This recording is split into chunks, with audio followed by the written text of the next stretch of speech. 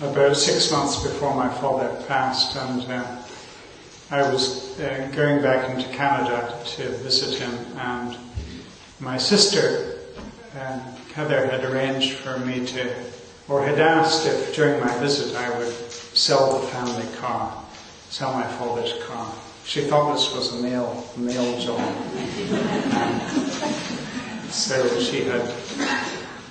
she consulted her file of men.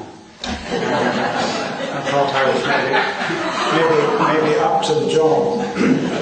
So the day before I went in to sell the car with my father, I phoned up the car salesman and I said, I'm coming in tomorrow with my father so that he can sell his car. And I said, he may seem confused about all sorts of things, but please honour him by speaking to him.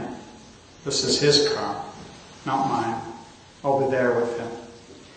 And this young car salesman totally got the point. And there was playful banter and repartee, and my father never lost his sense of humour.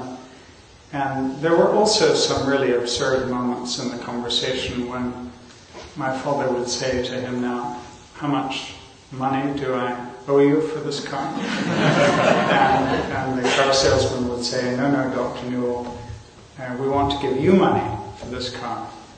And my father would look at me and say, this is very generous of them. So when the cheque was about to be put into my father's hand at the end of the transaction, I said to the young car salesman, I said, now whenever I part from my father, or whenever I end a telephone conversation, he blesses me. And I think he would like to bless you now. So there we were, standing in a car sales room. I mean, the scum of the economic world.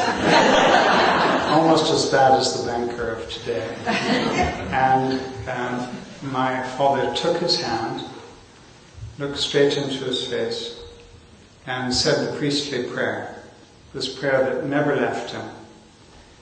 The Lord bless you and keep you. The Lord make his face to shine upon you and be gracious to you. The Lord lift up his countenance upon you and give you peace.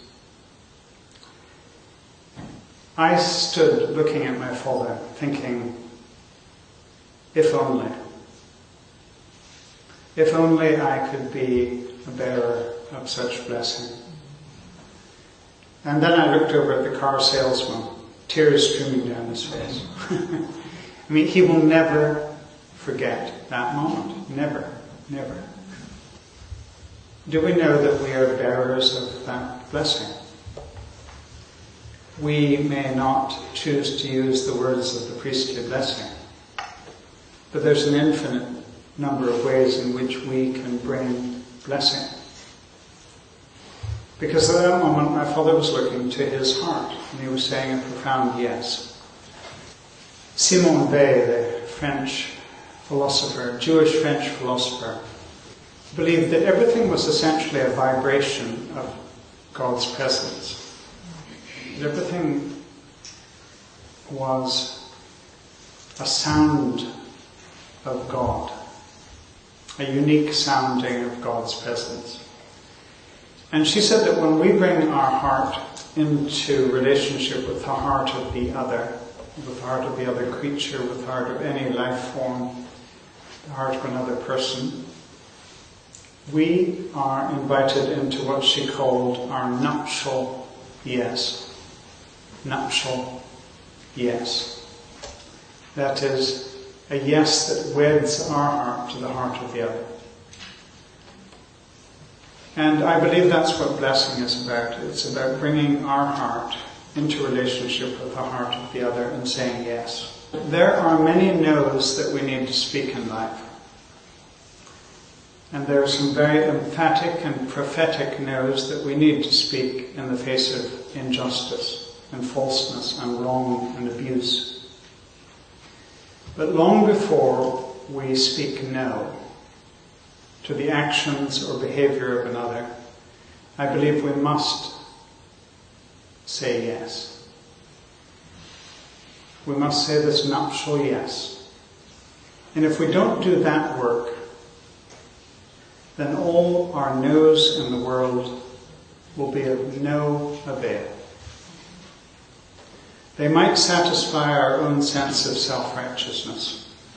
But if what we're committed to is change, transformation, our no's will only carry value if we're also saying the deep yes to the true heart of the other, rather than somehow setting ourselves up over the other or away from the other. And that for me is what that story of blessing is about. It's about learning and yearning to say yes to the heart of the other and bringing our presence to the other. Because is there something more, greater than that we can do to bring our presence of yes?